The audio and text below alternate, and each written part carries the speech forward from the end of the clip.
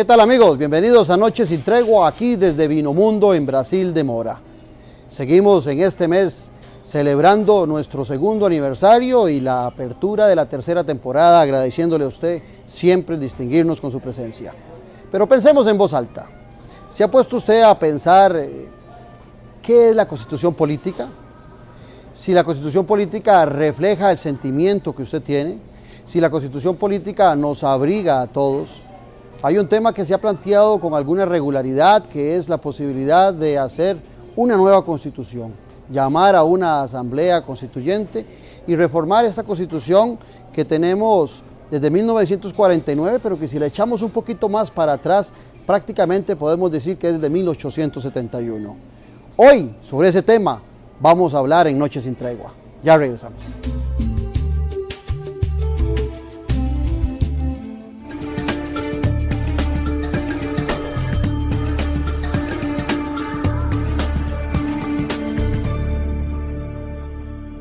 Como les decía en la presentación, cuando pensábamos en voz alta, las personas hoy en día hablan de la necesidad inclusive de una tercera república, hablan de la necesidad de hacer una asamblea constituyente, algunos hablan de cambiar el régimen presidencialista por el parlamentarismo.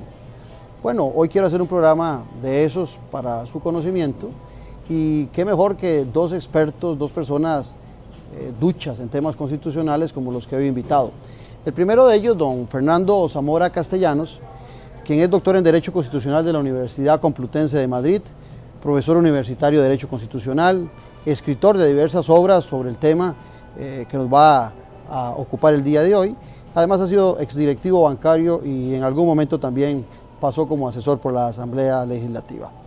El otro experto que tenemos, don Alex Solís Fallas, quien es doctor también en Derecho Constitucional, con estudios en Salamanca, en la Universidad de Salamanca y la Universidad de Castilla, profesor universitario sobre estos mismos temas. Además de eso, ha sido exdiputado y también fue Contralor General de la República. Bienvenidos a ambos, un gusto tenerlos acá. Gracias a vos. Como siempre, vamos a brindar primero por este país maravilloso y por la esperanza de que cada día las cosas caminen mejor. Salud. Mientras tanto, ya regresamos.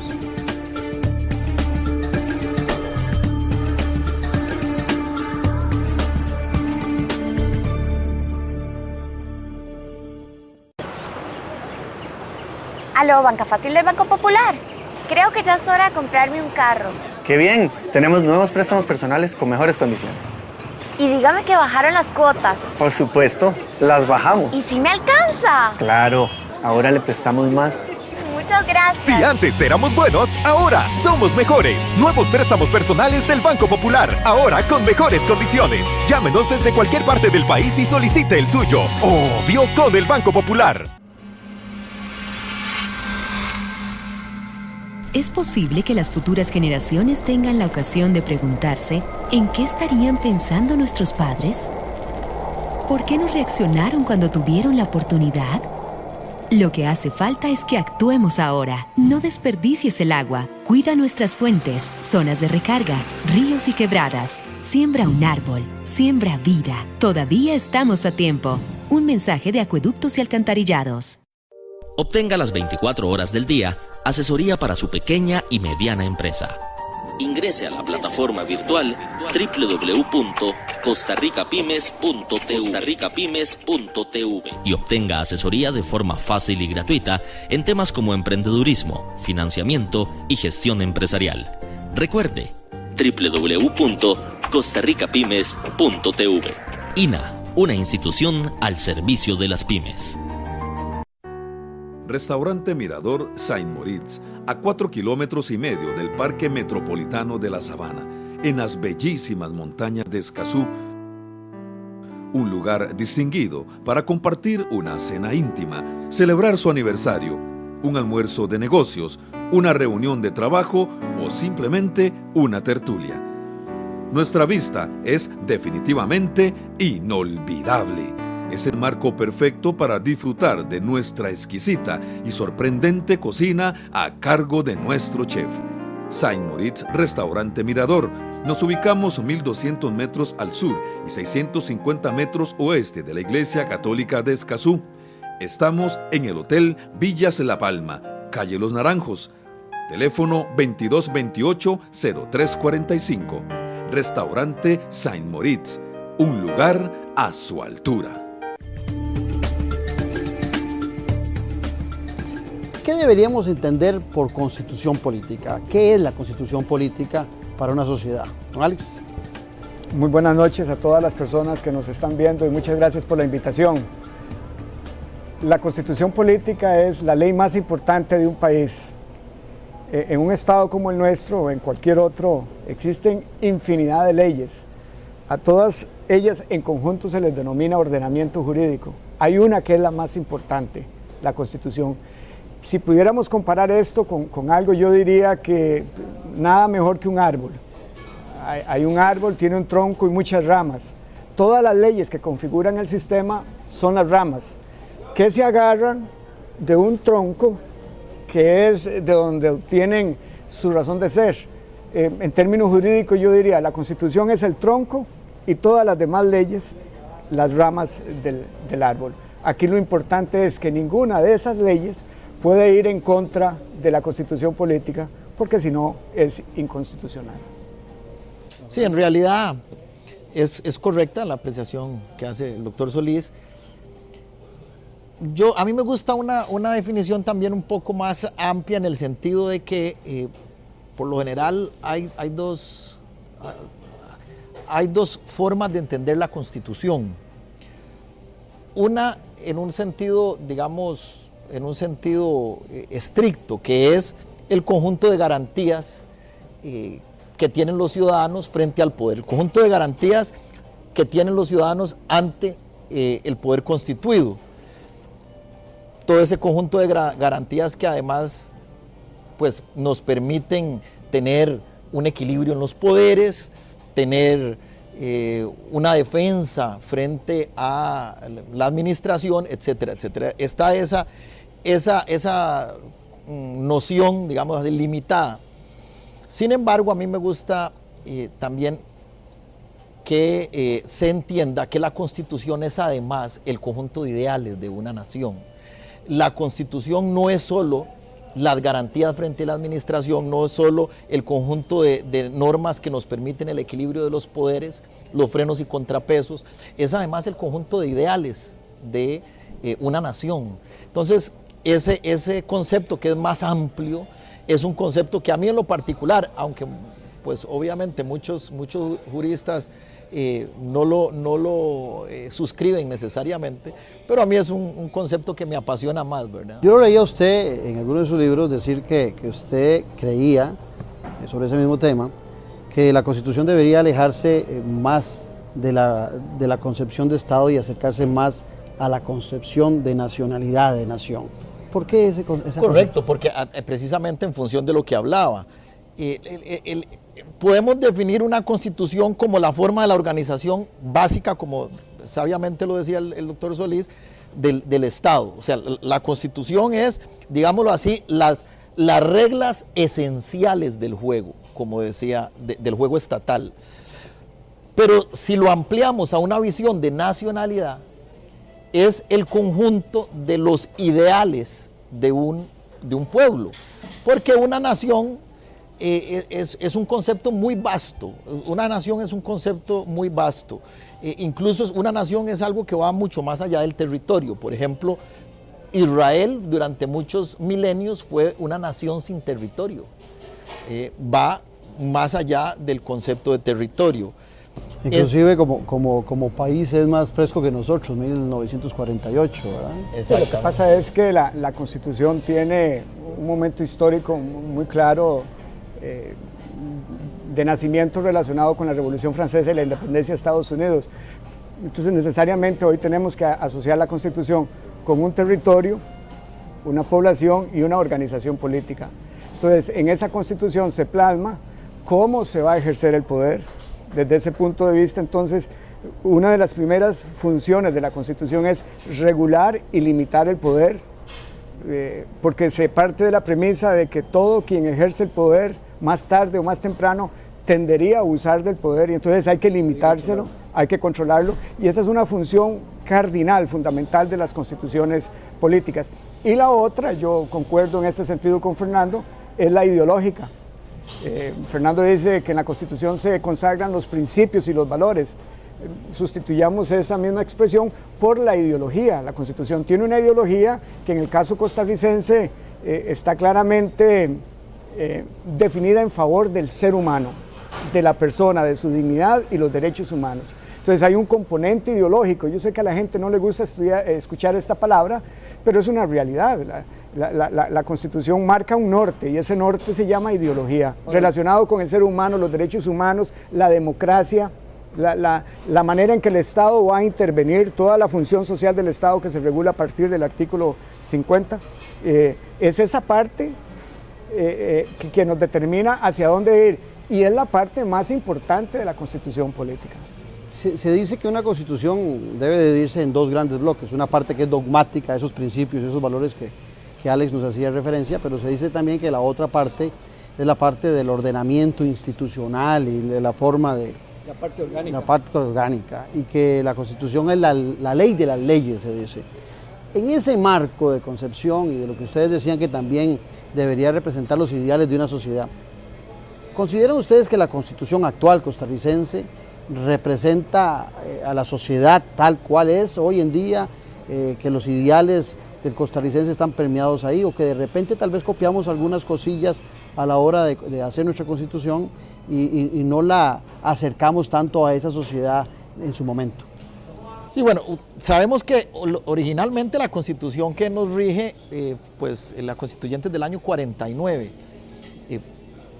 Una Constitución del año 49, pues su molde originario, digámoslo así, pues es un molde para una era que ciertamente ha fenecido. O sea, indudablemente la Constitución del 49 es aprobada en una etapa de la historia que no había irrumpido aún la era del conocimiento, vivíamos todavía en la era industrial.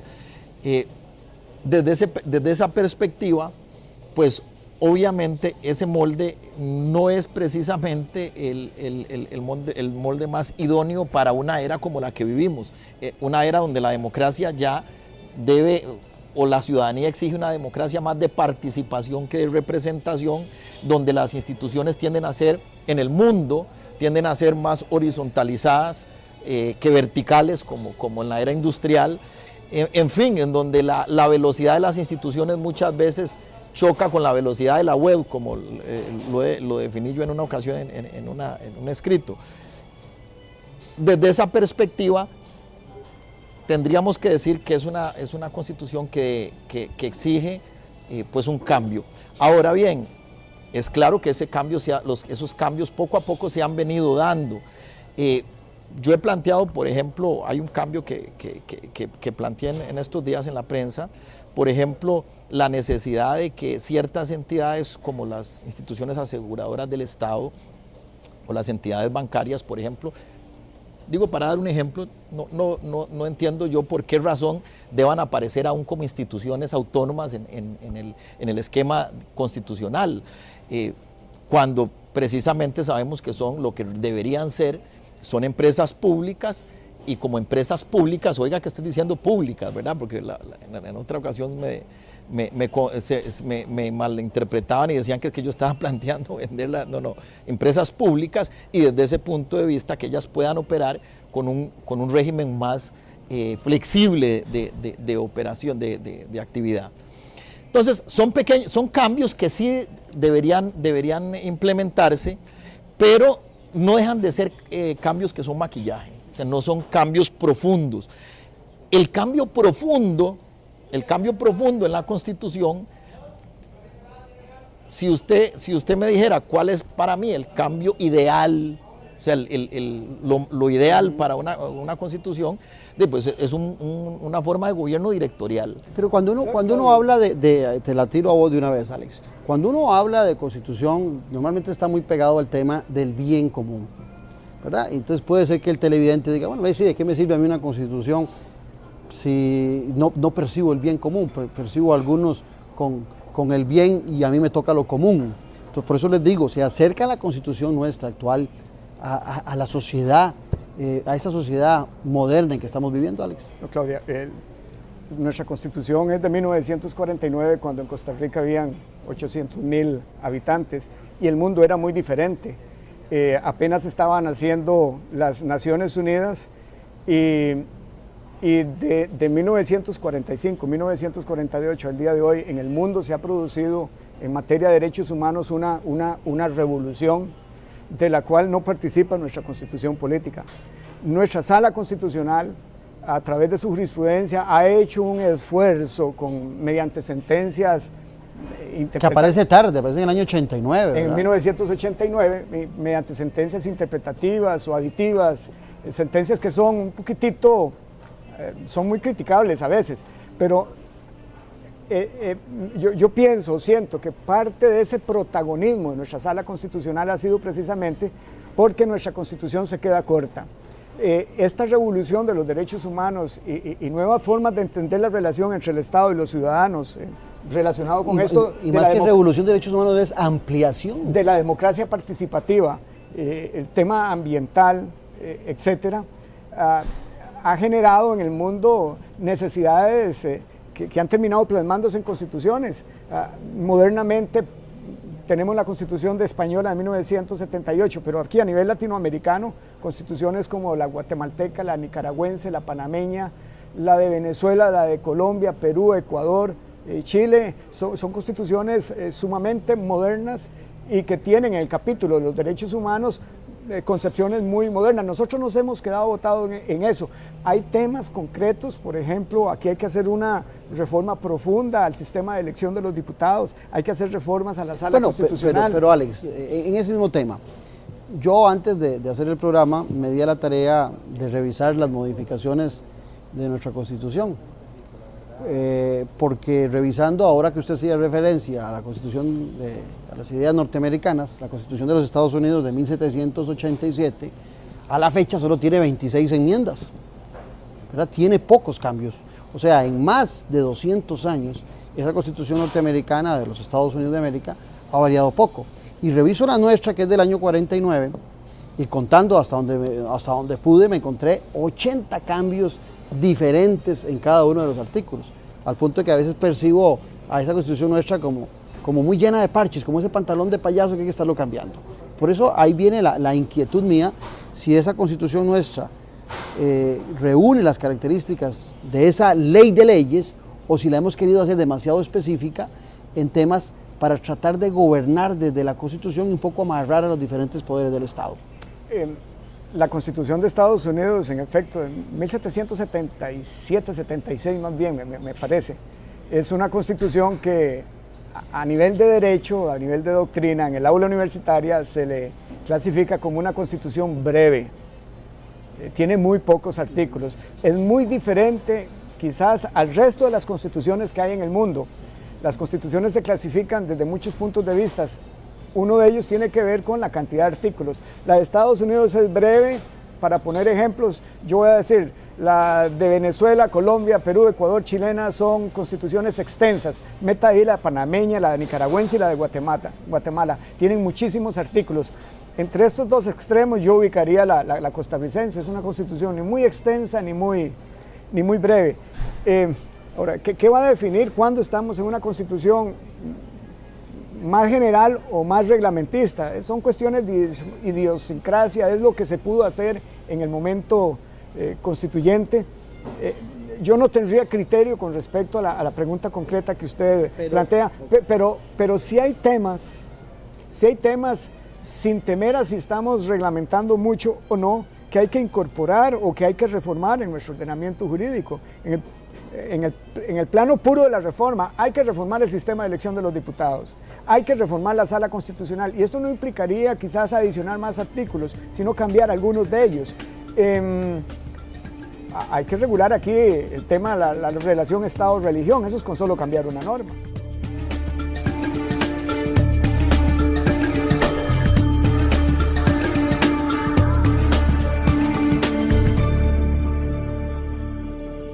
No tener suficiente dinero durante el mes podría hacer que quede mal con el pago de las deudas. La deuda de la casa, la deuda del carro, la de la tarjeta y muchas deudas más. Libérese de las deudas y unifíquelas con el Banco de Costa Rica. Pague una cuota muy pequeña y tenga mayor disponibilidad de su dinero. Solicite su crédito y unifique sus deudas ya. En Soluciones Crediticias somos un banco completo. Somos el Banco de Costa Rica. Vinomundo es un lugar creado para fomentar y cultivar la cultura del vino. Nuestra gastronomía se define como fusión mediterránea. Esta gastronomía va acompañada con la experiencia del chef Rodrigo Salazar. Es un sitio único en el país, el cual posee la infraestructura que asemeja la arquitectura clásica europea, la cual nos transporta a un mundo vinícola. Cuenta con varios ambientes para disfrutar, en los cuales cada momento será único. Además del restaurante, Vinomundo cuenta con 2 cavas, Los Secretos y Las Historias, además de un salón de eventos. Vinomundo, donde el vino se toma con el alma. Para más información puede llamar al teléfono 2249-4715. En sus 62 años, la República continúa evolucionando para brindarle el mejor servicio. Ahora los invitamos a explorar nuestro dinámico sitio web. Como suscriptor tendrá acceso ilimitado desde cualquier dispositivo. Como visitante podrá acceder a 5 artículos gratis al mes. Adquiéralo ya y obtenga el primer mes por solo 99 centavos de dólar. Suscríbase hoy y viva la nueva experiencia periodística.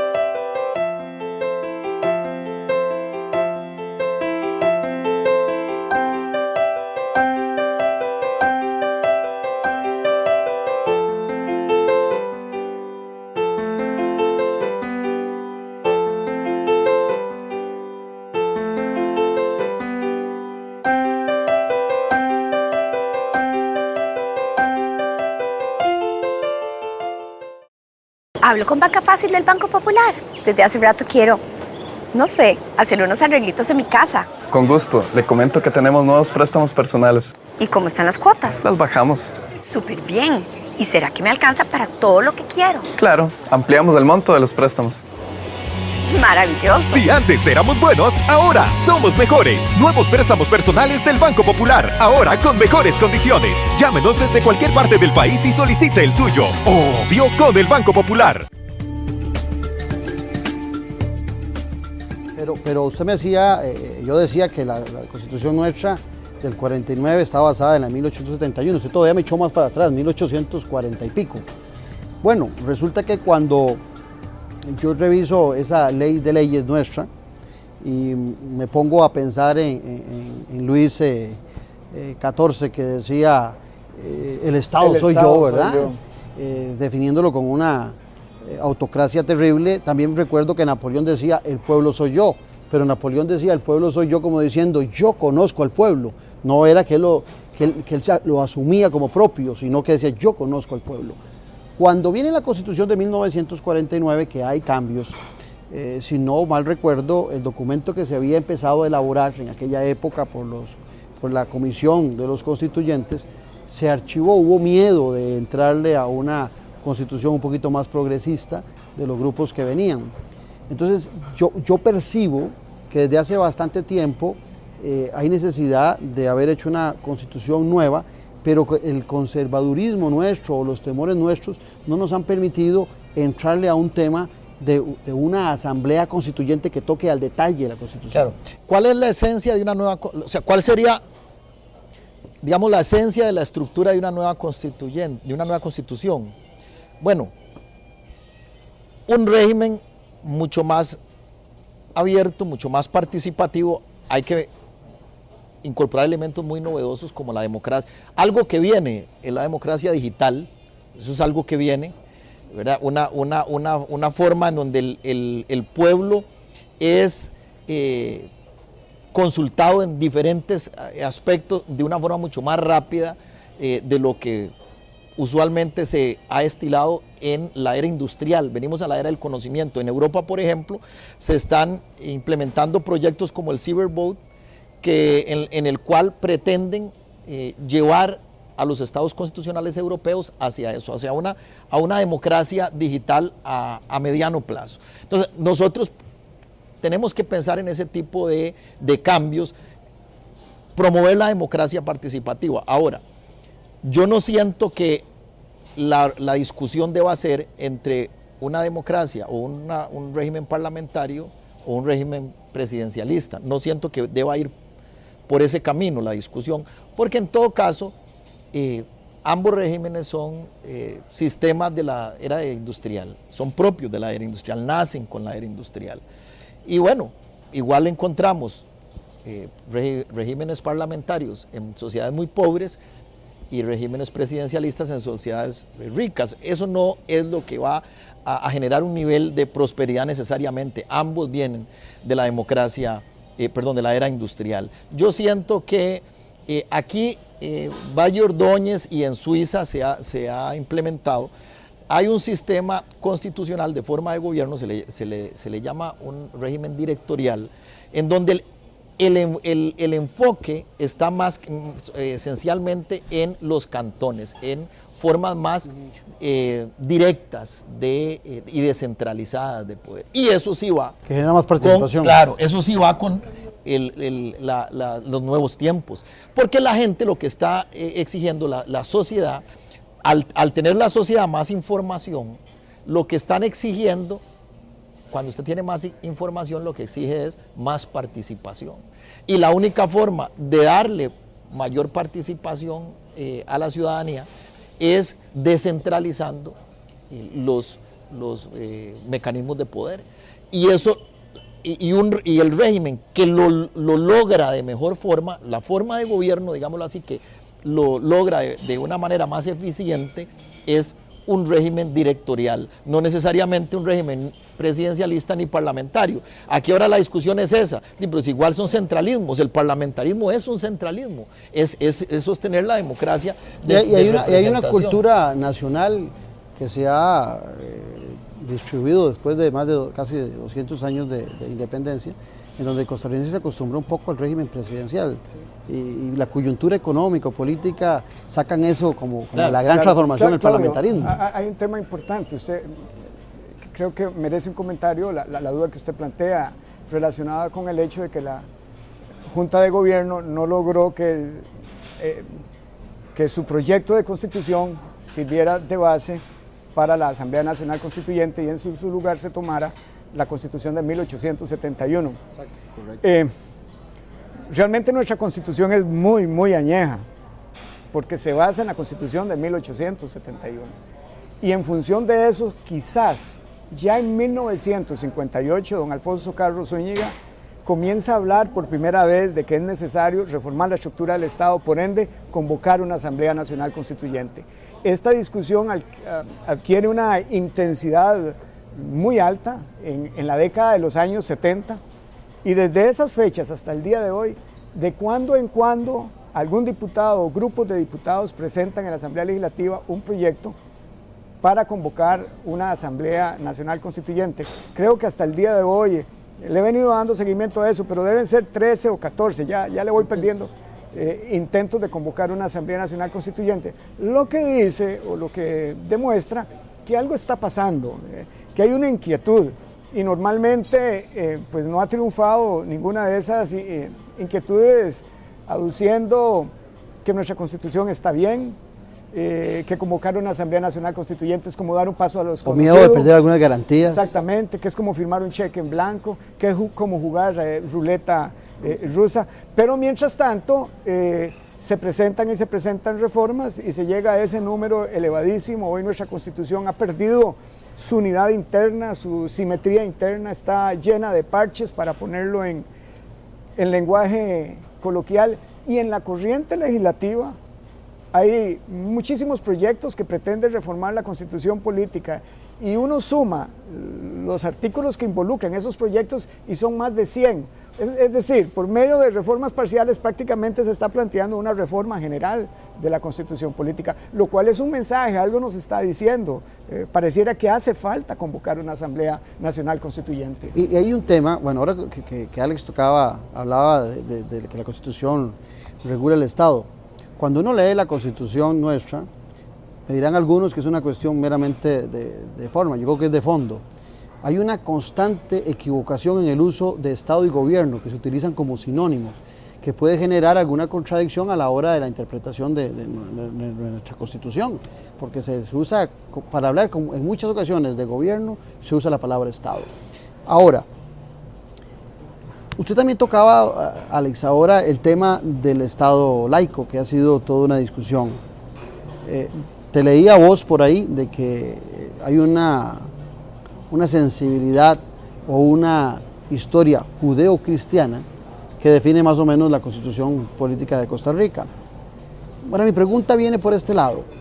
Soy de la tesis, adelanto mi criterio, de que no cambia nada, que es importante hacerlo porque hay que incorporar al 100% de la sociedad. Pero cambia en algo la famosa intención de hacer el Estado seglar, cambiará profundamente la relación del Estado con los ciudadanos. No, en realidad, en ese sentido, hay que dejar algo claro. Pese a que Costa Rica nominalmente, la Constitución de Costa Rica, nominalmente establece que la religión oficial del Estado es la católica, en términos prácticos, Costa Rica vivimos un Estado laico, donde hay separación. Si aquí las reformas del siglo XIX, las reformas liberales, limitaron la participación y el control de la Iglesia Católica en el poder. Tanto es así que todas estas discusiones sobre la imposibilidad de que miembros del clero, que un religioso sea ministro, es precisamente por las reformas constitucionales del Estado liberal que se dieron y que consolidaron un Estado laico, que realmente es lo que vivimos. Aquí pues nosotros vivimos un Estado donde hay separación entre el poder eclesial, no influye, digamos, no puede participar del poder político, en donde hay libertad de cultos, donde hay respeto a las diferentes religiones. O sea, vamos a ver, un Estado laico es un Estado no teocrático y nadie... Entonces hay una torpeza de la religión católica en oponerse al Estado seglar. No, es que nadie en su sano juicio va a decir que nosotros vivimos una teocracia. Obviamente nosotros vivimos un Estado laico. Lo que se quiere imponer es un Estado laicista, o sea, un Estado, digamos, hostil hacia todas las manifestaciones religiosas, y eso sí es muy delicado. Entonces, por eso no deja de ser conveniente, y vea que incluso es algo curioso, pero usted habla con los sectores evangélicos y ellos no están de acuerdo. Por el temor a eso que usted se refiere. Claro, ellos no están de acuerdo en eliminar la mención de que el Estado es por un el juramento Estado católico. ante Dios, por Claro, Dios. Sí. Porque sabiamente ellos entienden, aún los evangélicos entienden, que lo que se esconde detrás de esas intenciones es una corriente ideológica, materialista, laicista, digámoslo así, para utilizar una sola expresión, atea, que lo que pretende es imponer una ideología en la Constitución contraria a los valores históricos de... Ahora, el constituyente nuestro, Alex, de una vez para que me saques de esa duda, tuvo la habilidad de que, a pesar de que la mayoría era católica en esa época y que ponía un artículo donde definía el Estado confesional como católico, también estableció normas para los magistrados, para el ministro para los ministros y viceministros, para el presidente y el vicepresidente, de que tenían que ser del Estado seglar. Solo dejó abierto el espacio para los diputados. De ahí en adelante todos están controlados para que sean del Estado seglar. Aún así, estando tan claro esos elementos, en la actual administración se está presentando un tema que, inclusive, siendo tan clara la Constitución, ha tenido que ir a Sala Constitucional y a la Procuraduría General de la República para una interpretación. Claro, también los presidentes de la República abusan del poder, y por eso es muy importante que la Constitución fije claramente las reglas, más allá de si Estado laico o no.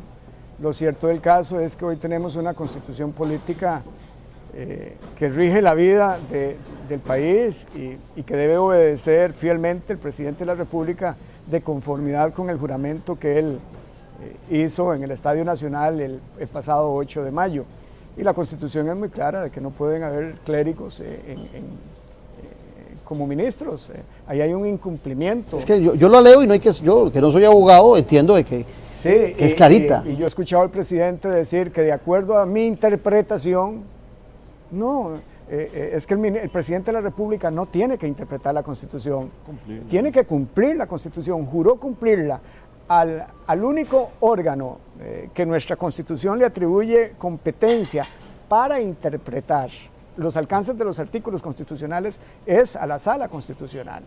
Entonces, yo personalmente creo, Claudio, o no tengo ninguna duda de que la Sala Constitucional va a declarar inconstitucional el nombramiento de este ministro. Entonces, no le toca ni a los presidentes ni a los ministros modificar la Constitución, tienen que cumplirla. Si es necesario reformarla, esas reformas se pueden llevar a cabo por dos vías: por reformas parciales de acuerdo al artículo 195 de la Constitución, o mediante una Asamblea Nacional Constituyente convocándola de conformidad con el artículo 196. Ese es un caso muy claro, pero en el caso del veto presidencial, que lo vimos ahora con la calle 13, donde están los artesanos, aquí por el museo, ¿ahí está tan claro o ahí no hay espacios de duda? No, perdona, Claudia, está clarísimo.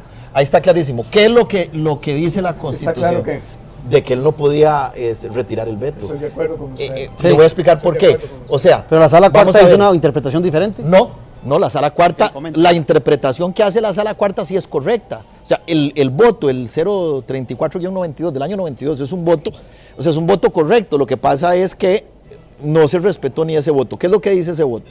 Ese voto dice, bueno, es claro, bueno, el veto, hay un término para el veto.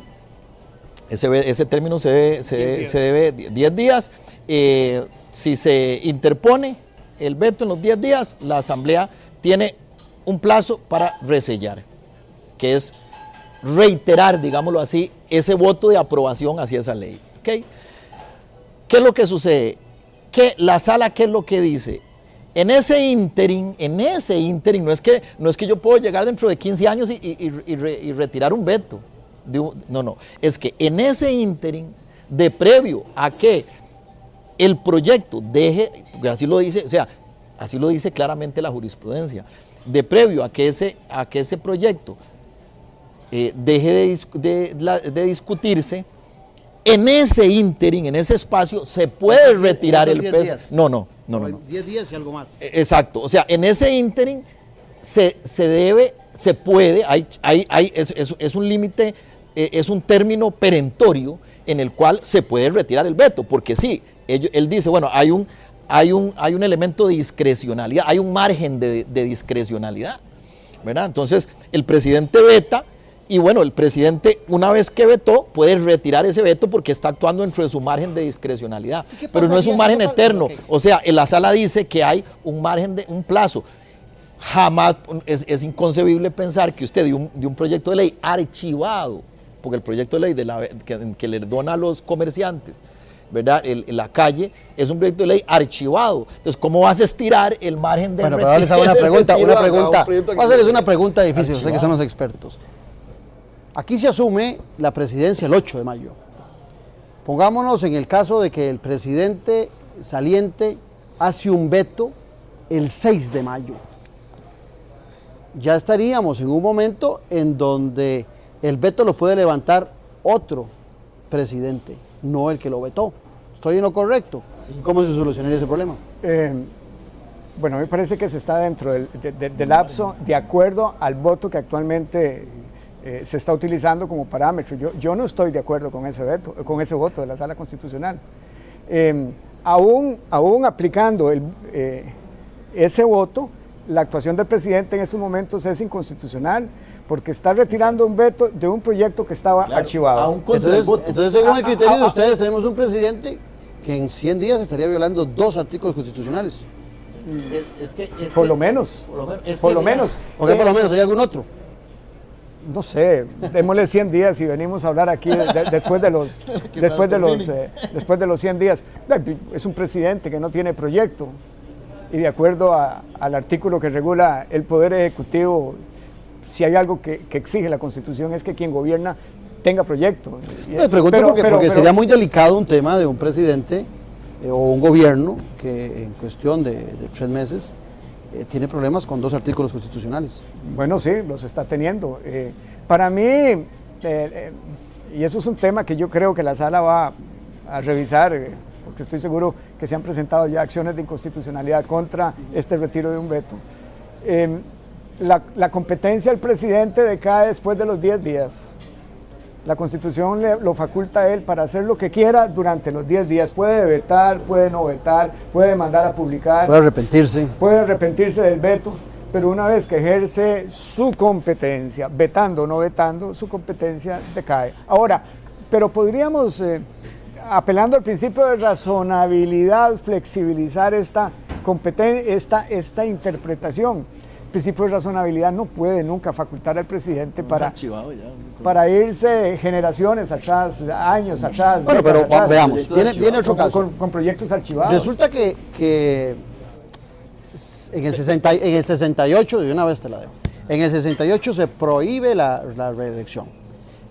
Aparece la sala cuarta y hay una interpretación de que una asamblea legislativa, óigaseme bien esto, no puede quitarle derechos a los individuos, puede darles más derechos, que la única que puede quitarle derechos a los ciudadanos es una asamblea constituyente. Entonces, basado en esto, y ya con la sala cuarta, se cambia, o no se cambia, es un error, se elimina aquella modificación que se hizo en el 68 porque se considera que no está constitucionalmente bien hecha, y el artículo de la reelección queda como en el año 68. Se permite la reelección no inmediata, ni siquiera al otro periodo, sino en 2 periodos. Ahí es diferente el tema. ¿O es igual que en estos casos? Bueno, yo tengo muy claro. Alguna gente se cuestiona el tema de la reelección. Yo tengo muy claro, aunque esto es materia de interpretación, correcto, que la Sala Constitucional no puede anular una reforma constitucional por ningún motivo. Yo coincido. Por ningún motivo, porque la Constitución no le otorga esa facultad, porque la Constitución es muy clara en el... No puede ser retroactiva la sala cuarta. Jamás de la vida. No, yo estoy yendo mucho más allá. Yo estoy diciendo que nunca la Sala Constitucional puede definir o decidir si una reforma que hizo el Poder Constituyente derivado es constitucional o no es constitucional. La Sala Constitucional está por debajo de la Constitución política. Y a la Sala le toca que aplicar la Constitución en lo que diga la Constitución, le guste o no le guste a la Sala Constitucional, porque también los magistrados juraron cumplir la Constitución política. ¿Cuál? La que tenemos. En ningún momento la Constitución faculta a la Sala para reformar la Constitución o para anular reformas que ha hecho el Poder Constituyente. La Sala humildemente tiene que... Tenemos como Poder Constituyente la Asamblea Legislativa del momento. Poder Constituyente derivado o Asamblea Legislativa. Entonces, yo eso lo tengo clarísimo y nuestra Constitución no define normas pétreas, no le establece límites al Poder Constituyente derivado, y el tema se discutió expresamente en la Asamblea Nacional Constituyente. Ahí se quiso establecer que ciertos contenidos constitucionales, que es la tesis que sostiene la Sala, no pudiesen ser modificados por la Asamblea Legislativa como Poder Constituyente derivado, y esa tesis se desechó expresamente. Entonces la Sala, por 2 razones. Primero, porque la Constitución no la faculta para revisar reformas constitucionales realizadas por el constituyente derivado. Y segundo, porque expresamente el constituyente del 49 quiso dejarle abierta la puerta a las generaciones futuras, estoy repitiendo palabras de los constituyentes, para que cuando consideraran necesario reformar la Constitución política, lo pudiesen hacer de acuerdo a las realidades de principios, valores, tiempo y espacio que rigen en la actualidad.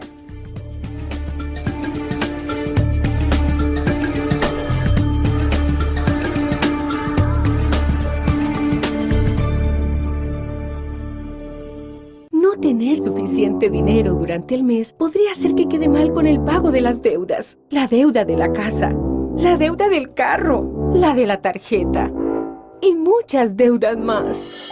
Libérese de las deudas y unifíquelas con el Banco de Costa Rica. Pague una cuota muy pequeña y tenga mayor disponibilidad de su dinero. Solicite su crédito y unifique sus deudas ya. En Soluciones Crediticias somos un banco completo. Somos el Banco de Costa Rica.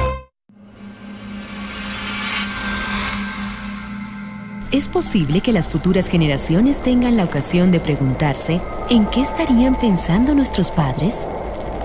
¿Por qué no reaccionaron cuando tuvieron la oportunidad? Lo que hace falta es que actuemos ahora. No desperdicies el agua. Cuida nuestras fuentes, zonas de recarga, ríos y quebradas. Siembra un árbol. Siembra vida. Todavía estamos a tiempo. Un mensaje de Acueductos y Alcantarillados. Obtenga las 24 horas del día asesoría para su pequeña y mediana empresa. Ingrese a la plataforma virtual www.costarricapymes.tv y obtenga asesoría de forma fácil y gratuita en temas como emprendedurismo, financiamiento y gestión empresarial. Recuerde, www.costarricapymes.tv. INA, una institución al servicio de las pymes. Vinomundo es un lugar creado para fomentar y cultivar la cultura del vino. Nuestra gastronomía se define como fusión mediterránea. Esta gastronomía va acompañada con la experiencia del chef Rodrigo Salazar. Es un sitio único en el país, el cual posee la infraestructura que asemeja a la arquitectura clásica europea, la cual nos transporta a un mundo vinícola. Cuenta con varios ambientes para disfrutar, en los cuales cada momento será único. Además del restaurante, Vinomundo cuenta con 2 cavas, Los Secretos y Las Historias, además de un salón de eventos. Vinomundo, donde el vino se toma con el alma. Para más información puede llamar al teléfono 2249-4715.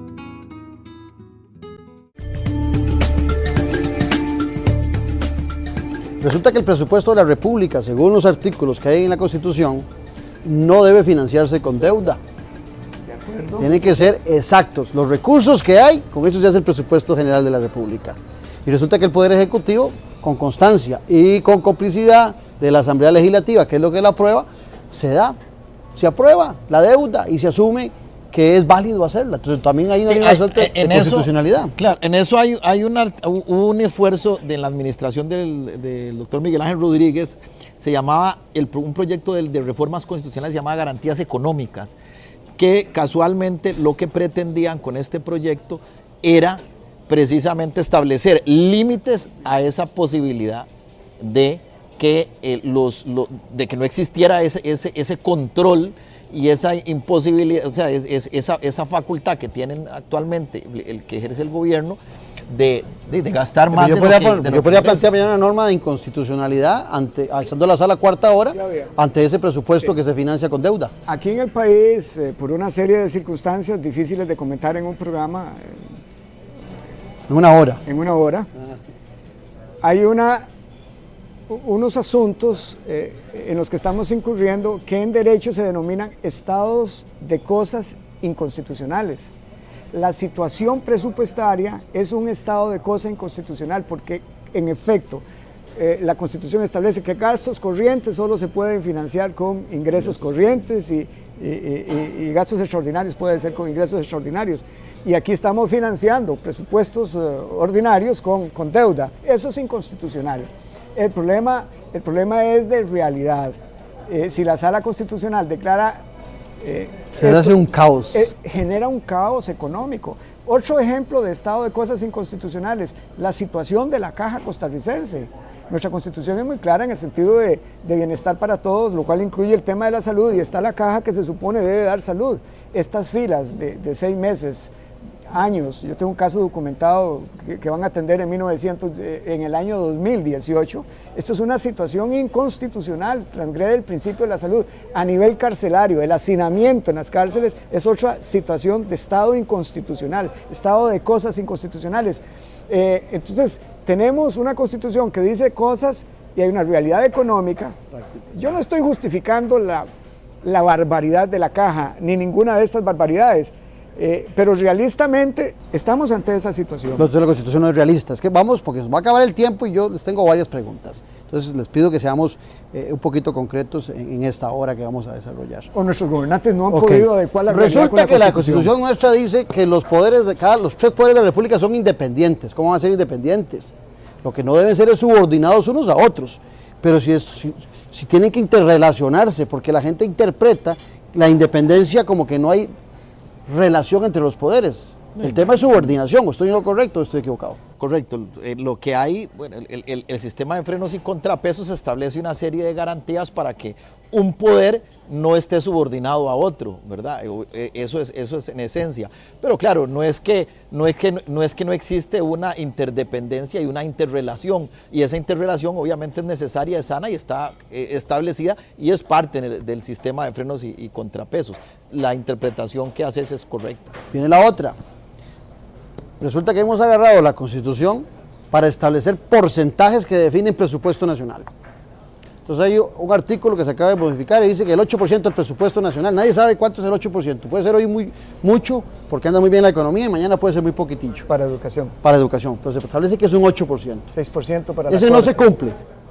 Siempre estamos llegando apenas al 8%, pero resulta que hay uno que ni lo vuelven a ver, que salió de que a las municipalidades hay que darles el 10% del presupuesto nacional. Entonces, ¿qué hacen esos artículos ahí que no se respetan, que nos dicen cómo debemos distribuir el presupuesto, que se supone que es la ley de leyes? El problema, Claudio, no es que existan los artículos. El problema está en que no hay plata. Que no hay plata. Y cuando en Costa Rica unos y otros decimos que es importantísima una reforma fiscal, es precisamente para darle contenido económico al Estado y que el Estado pueda cumplir sus competencias. Más allá de que hay mucha vagabundería, eso que denominan ingobernabilidad, pero también ese es otro tema para otro programa. Entonces el problema no es que la Constitución establezca como un deber ser del Estado un 8% para fomentar la educación, dado que ideológicamente esto es un tema fundamental para generar bienestar general, para que la gente esté bien y la gente pueda progresar en su vida. Aquí lo que nos está diciendo esa incongruencia entre Constitución y realidad es que hay que solucionar problemas de contenido económico. Bueno, pero entonces vamos al tema, Alex.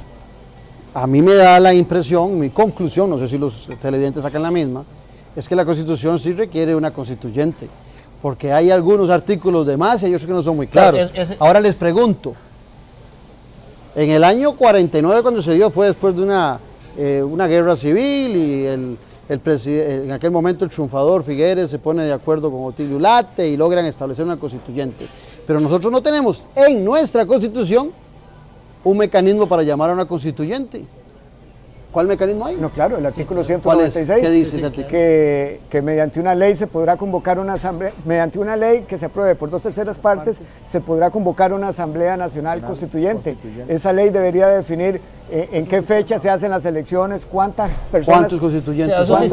¿Cómo se financiaría? ¿Cuánto tiempo tendría la constituyente para producir la constitución? Es una ley, digamos, que se aprueba por medio de un procedimiento agravado. Si es una ley que no es fácil de aprobar, eso sí, estamos de acuerdo. Es una ley que se establece por un procedimiento agravado. Pero un poco, volviendo a ese punto, lo que hay que definir es, o sea, bueno, una constituyente ¿para qué? Porque aquí han habido en el pasado sectores que han querido establecer una constituyente, pero para concentrar más los poderes para concentrar más el poder en esencia. Una constituyente para un proceso de concentración del poder, llámese parlamentarismo o llámese presidencialismo, que es lo mismo, al fin y al cabo el poder se mantiene concentrado. Yo no le hallo sentido a una constituyente con ese objetivo. Yo le hallo sentido a una constituyente si es una constituyente para distribuir poder.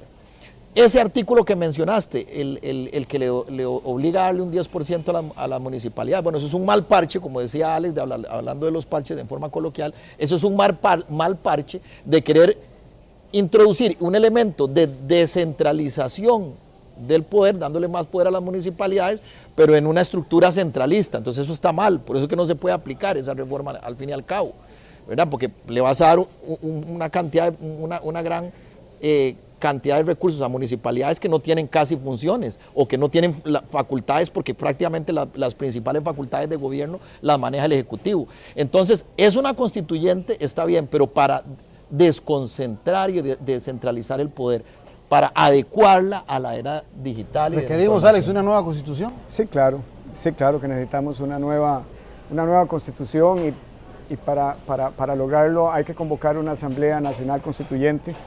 Y es en ese espacio donde se discutirá el país que queremos, hacia dónde queremos ir, cuáles son los grandes derroteros que Costa Rica debe seguir con miras a los 2 siglos de independencia y más allá. No se puede definir a priori qué Estado queremos para después convocar una Asamblea Nacional Constituyente, porque ¿quiénes serían los que definen ese Estado? Precisamente una constituyente es un espacio abierto para que durante un determinado tiempo representantes populares de todas las ideologías políticas, credos y diversidades, etcétera, se reúnan a reconstruir jurídicamente nuestro Estado y producir lo que podría ser la Tercera República. Pero ese espacio hay que abrirlo, hay que adecuar nuestra Constitución. La Asamblea Legislativa no lo va a hacer, no tiene tiempo para... Esa es la idea de este programa.